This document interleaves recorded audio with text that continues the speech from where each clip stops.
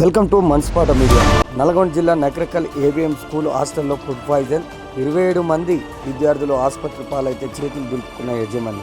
నకరకల్ పట్టణంలోని ABM school హాస్టల్లో కలుషిత ఆహారం తినడంతో ఏకంగా 27 మంది విద్యార్థులు ఫుడ్ పాయిజన్ గురై ఆసుపత్రి పాలయ్యారు. విషయం తెలుసుకున్న తల్లిదండ్రులు ఉటావుటిన ఆసుపత్రికి చేరుకొని స్కూల్ హాస్టల్ యజమాన్యాన్ని నిలదీయగా ఆసుపత్రి ఖర్చులు మీరే భరించుకోండి అని సమాధానం ఇచ్చారని తల్లిదండ్రులు ఆరోపిస్తున్నారు.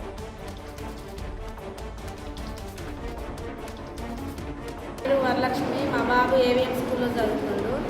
సార్ ఫోన్ చేసి మీ బాబుకు మోషన్స్ వామిటింగ్స్ అవుతున్నాయి, ఫోన్ చేసి రమ్మంటే వచ్చినాం సార్. ఇక్కడ మోండ్రెడ్డి హాస్పిటల్లో జాయిన్ చేశాను.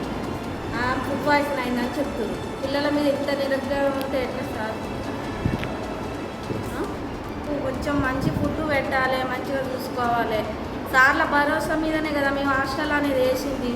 మేము సార్లు అన్నది కదా మేము ఇక్కడ ఊళ్ళలో ఉన్నది స్కూల్లో వేసి మా పిల్లల్ని ఇట్లా చేసి సడన్గా మేము ఇక్కడ లేకుంటే సార్ మా పిల్లల పరిస్థితి ఏంది? ట్రీట్మెంట్ ఖర్చు వాళ్ళు పెట్టుకుంటారు. ట్రీట్మెంట్ ఖర్చు మీ మమ్మల్ని పెట్టుకోమంటారు. సార్లు పెట్టుకోవట్లేదా? సార్లు పెట్టుకుంటలేరు. మీరు డబ్బులు తీసుకొని రాని మీ బాబు హాస్పిటల్లో జాయిన్ అయ్యాలని ఫోన్ చేసిండు. 500 అని ఫోన్ చేసిండు.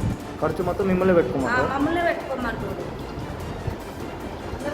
గతంలో కూడా ఇదే తరహా ఘటన జరిగిన యాజమాన్యం ఎలాంటి పాఠం నేర్చుకోలేదని, విద్యార్థుల ప్రాణాలతో చెలగాటమాడుతుందని తల్లిదండ్రులు మండిపడుతున్నారు.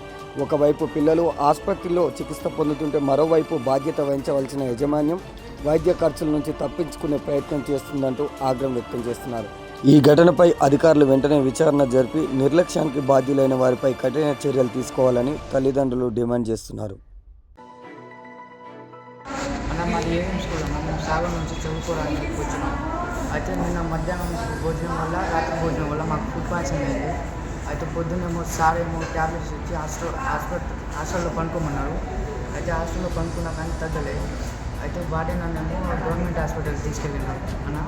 అయితే ఆమె చూపించుకుంటే అప్పుడు అన్నేమో సార్లకు ఫోన్ చేసిండు, నువ్వు గవర్నమెంట్ హాస్పిటల్ని ఎవరినైనా తీసుకెళ్ళినావు అని అన్నం తిట్టారు. అయితే అందరినీ హాస్పిటల్కి తీసుకొచ్చిన తర్వాత ఈ హాస్పిటల్లో షిఫ్ట్ చేసారన్న మమ్మల్ని. అయితే రేపు పేరెంట్స్ కూడా విషయం తెలియలేదు. పోయిన సంవత్సరం కూడా ఒకసారి ఇట్లానే అయిందన్న, అప్పుడే కూడా లీక్ కానియలేదు.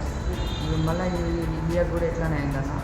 అయితే ఇప్పుడు మాకేమైతే రెస్పాన్స్ స్కూల్ ఎవరన్నా ఇప్పుడు ఈ విషయం పేరెంట్స్ కూడా చెప్పడం లేదన్న. ఇప్పుడు హాస్పిటల్కి వచ్చిన తర్వాత పేరెంట్స్ ఫోన్ చేసి మీ ఓన్కి ఇట్లా ఫుడ్ పాయిజన్ అయింది, అట్లా అయింది అని చెప్పి ఫోన్పే 500 దాకా ఎంత ఖర్చులు అయిందో అంత ఖర్చులు కొట్టిరన్న.